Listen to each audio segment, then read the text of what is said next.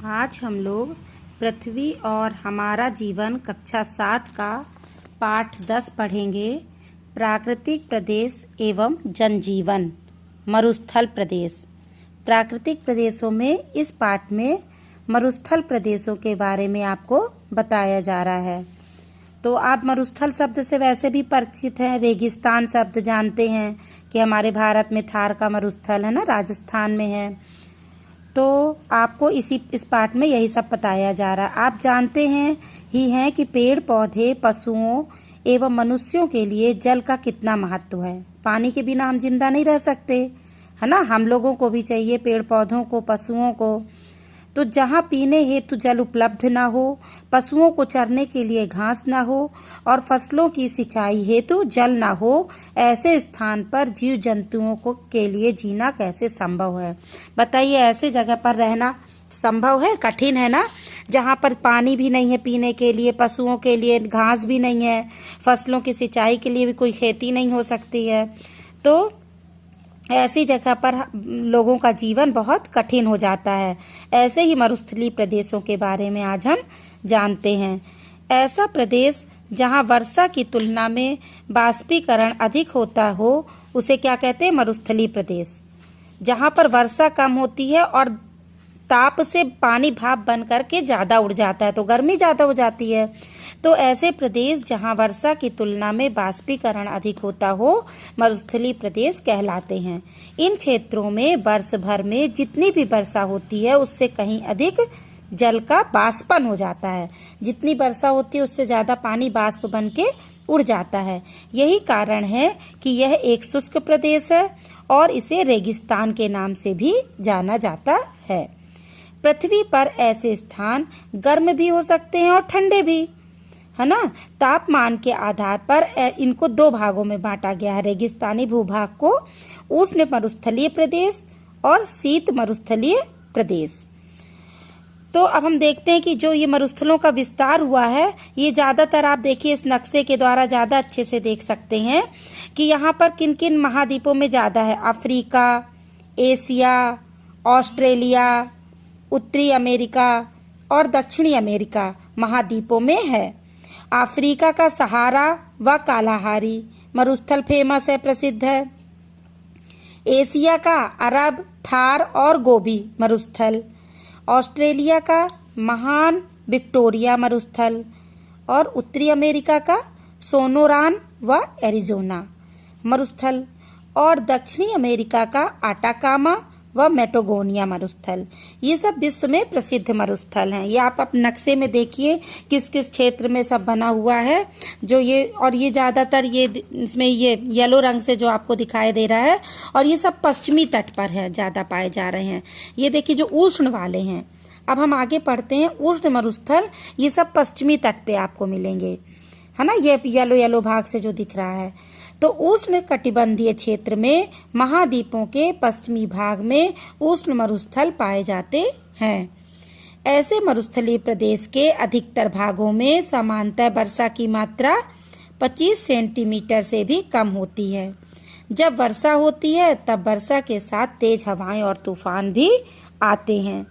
इस क्षेत्र के दिन व रात के तापमान में बहुत अंतर होता है। दिन जितना गर्म होता है, यहाँ पर रातें उतनी ही ठंडी होती हैं, क्योंकि जो बालू होती है वो बहुत जल्दी गर्म भी होती है और बहुत जल्दी हवा के संपर्क में आके ठंडी भी हो जाती है। यहाँ गर्मियाँ अधिक गर्म तथा सर्दियाँ अधिक ठंडी होती हैं। यहाँ गर्मियों का मौसम में बहुत गर्मी पड़ती है और सर्दियों में बहुत ठंडी। मतलब यहाँ के तापमान में इतना अंतर होता है कि गर्मी में जो है वो 58 डिग्री सेल्सियस तक पहुँच जाता है, और जबकि ठंड वाला तापमान 0 डिग्री मतलब जमने की स्थिति में, बर्फ जमने की स्थिति में आ जाता है। यहाँ की जलवायु शुष्क है और रेतीली आंधियाँ यहाँ चलती हैं। अब आप सोच रहे होंगे कि ऐसी सूखी रेतीली जमीन पर कैसे वनस्पति कैसे होती होगी, पेड़ पौधे कैसे होते होंगे, यहाँ कौन सा जीव जंतु रहता होगा, यहाँ का मानव जीवन संभव हो, कैसे मानव लोग रहते होंगे। ये सही भी बात है। चलिए हम जानते हैं अब इसकी वनस्पति को, पढ़ते हैं कि कैसी यहाँ की इन क्षेत्रों की वनस्पति कैसी होती है। ये देखिए चित्र में आपको दिखाया गया है कि यहाँ पर कटीली झाड़ियाँ देखिए आप ज़्यादा दिखेंगी आपको। तो पानी की कमी के कारण यह क्षेत्र वनस्पति विकास के लिए अनुकूल नहीं है। यहाँ पर ज़्यादा अच्छी वनस्पति नहीं मिलती है। शुष्क जलवायु व कम वर्षा के कारण मरुस्थलीय क्षेत्र में वही वनस्पति विकसित हो पाती है जो सूखे की स्थिति का सामना कर सके। वही पेड़ पौधे लग पाते हैं जो इतनी गर्मी और सूखे को बर्दाश्त करें। कटीली झाड़ियाँ ज़्यादा रहती हैं। यहाँ की वनस्पतियों की जड़ें लंबी होती हैं, जिसमें वे भूमि की गहराई में जाकर नमी प्राप्त करती हैं। जड़ें इनकी बहुत लंबी होती हैं। जल के वाष्पन को कम करने के लिए इनमें या तो पत्तियां होती ही नहीं हैं, यदि होती भी हैं तो छोटी छोटी चिकनी और मोटी होती हैं। इन पर छोटे छोटे कांटे होते हैं। इनके तनों पर मोटी छाल होती है, जिससे ज़्यादा वाष्पन पानी का ना हो पाए। जहाँ कहीं जल के स्रोत या नदी होती है वहाँ आसपास पेड़ पौधे, झाड़ियाँ, घासें आदि मिलती हैं। ये वीरान जमीन पर बगीचे से दिखाई, देखिए चित्र में भी आपके दिखाया गया है।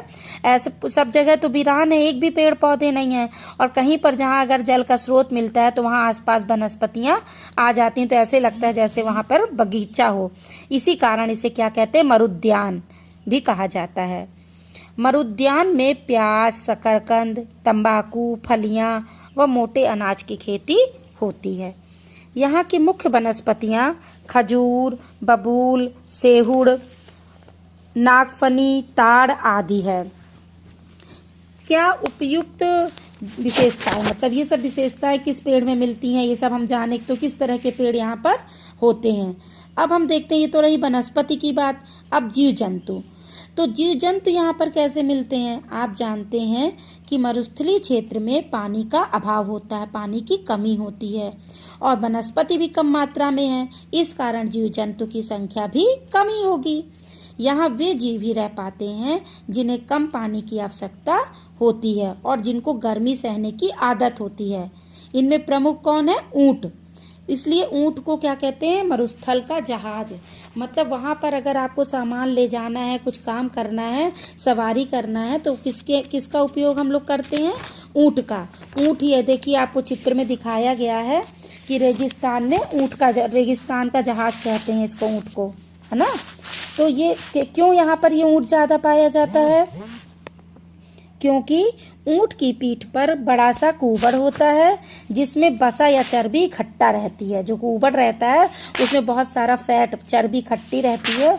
यह बसा पानी की कमी को पूरा करती रहती है। जब पानी नहीं मिलता तो भी ऊंट को पानी की कमी पूरा करती रहती है और ऊंट बहुत दिनों तक बिना पानी पिए जीवित रह लेता है। इसीलिए मंगोलिया में 2 कुबड़ वाले ऊंट भी मिलते हैं। कहीं कहीं तो 2, बहुत और ज़्यादा उनमें क्षमता होती है जो पानी के बिना भी रह सकते हैं। ये मरुस्थलीय क्षेत्र में सवारी और सामान ढोने के काम आते हैं, इसलिए इनको जहाज कहते हैं, है ना। यहाँ से वहाँ जाने के काम आते हैं। यहाँ भेड़ व बकरियाँ भी पाई जाती हैं। कुछ अन्य जीव जंतु भी यहाँ पाए जाते हैं जो प्रायः गर्मी से बचने के लिए जमीन के अंदर बिल बनाकर रहते हैं। ऐसे जीव जंतु पाए जाते हैं जो अपने को गर्मी से सुरक्षित कर लेते हैं और जमीन में खोदकर बिल बना करके उसमें गर्मी में रहते हैं और ठंड में बाहर आ जाते हैं। नेवला, सांप, बिच्छू, गोह, हिरन, गीदड़, चिंकारा, लोमड़ी, रेगिस्तान चूहा आदि ये सब ये सब वहाँ पर पाए जाते हैं जीव जंतु। अब आप देखिए मानव जीवन, यहाँ का मानव जीवन कैसा होगा। तो ये जो मानव जीवन है यहाँ पर, मरुस्थलीय क्षेत्र की जलवायु बहुत विषम है। यहाँ पानी की कमी के साथ साथ तापमान में भी अधिक अंतर पाया जाता है। ताप कभी बहुत अधिक तो कभी बहुत कम होता है। रेतीली आंधियों के कारण बस्तियां नष्ट होने का डर होता है। जब आंधी चलती है वहाँ पे तो इतना, मतलब भूकंप टाइप की समझ लीजिए, बहुत इतनी बालू लेके जाती है कि वो बस्तियां, लोगों का बहुत नुकसान हो जाता है। तो रेतीली आंधियों के कारण बस्तियों के नष्ट होने का भी डर बना रहता है। इन सब कारणों से यहाँ जनसंख्या बहुत कम निवास करती है। अब ये आप सोचेंगे कि मतलब इन विषम परिस्थितियों में रहना कितना कठिन है, तो आपको ये बता दें कि विषम परिस्थितियों में भी कुछ जातियां यहाँ निवास करती हैं, जिनमें अरब की बद्दू और कालाहारी की बुशमैन जातियां प्रमुख हैं। कालाहारी के बुशमैनपुरी तरह से शिकार पर निर्भर होकर जीवन गुजारते हैं। ये जो शिकारी हैं बुशमैन, ये अपना शिकार पर जीवन निर्वाह करते हैं, क्योंकि खेती तो होती नहीं है। जबकि अरब के जो बद्दू जनजाति है, वो जानवरों को पालकर जीवन गुजारने वाले चरवाहे के रूप में अपना जीवन गुजारती है। ये लोग जानवरों के चारे व पानी की खोज में इधर उधर घूमा भी करते हैं। यहाँ के लोग लंबी यात्रा में ऊंट या बकरी की खाल से बने थैले में पानी भर करके ले जाते हैं कि प्यास लगेगी तो कहाँ जाएंगे, मिलेगा नहीं पानी। इससे पानी देर तक उनका ठंडा भी रहता है। यहाँ के निवासियों के जीवन में अब सुधार के प्रयास किए जा रहे हैं। यहाँ पर नदियों की घाटियाँ या खनिज तेल जैसे उपयोगी साधन हैं। वहाँ पर जहाँ पर ये सब नदियों की घाटियाँ हैं, खनिज तेल के साधन हैं, वहाँ पर सरकार रेल और सड़क मार्गों का विकास कर रही है। खनन व्यवसाय तथा उद्योग धंधे भी विकसित हो रहे हैं। यहाँ नदियाँ और सिंचाई के साधन उपलब्ध हैं। जहाँ भी वहाँ पर कृषि को भी प्रोत्साहित किया जा रहा है कि यहाँ भी कृषि होने लगे। इस तरह से आपने देखा कि मरुस्थलीय प्रदेश में जीवन यापन कितना कठिन है।